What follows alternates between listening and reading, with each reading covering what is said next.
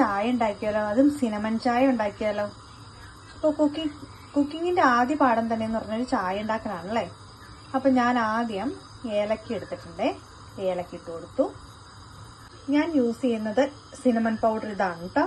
അപ്പം ഞാനതൊരു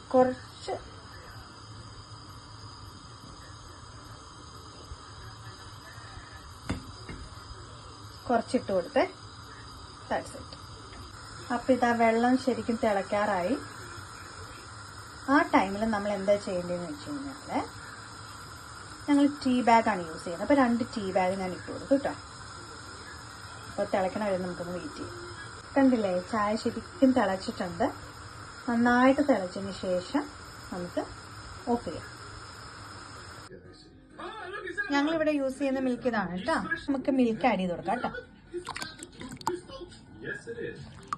അവരവരുടെ പാകത്തിന് വേണ്ടി, അവരുടെ കടുപ്പത്തിന് വേണ്ടിയിട്ട് മിൽക്ക് ആഡ് ചെയ്യാം. ഞങ്ങൾക്കത് മതിയാവും. അങ്ങനെ ഒരു അടിപൊളി സിനമൺ ചായ റെഡി ആയിരിക്കുന്നു. കിട്ടിക്കല്ലോ.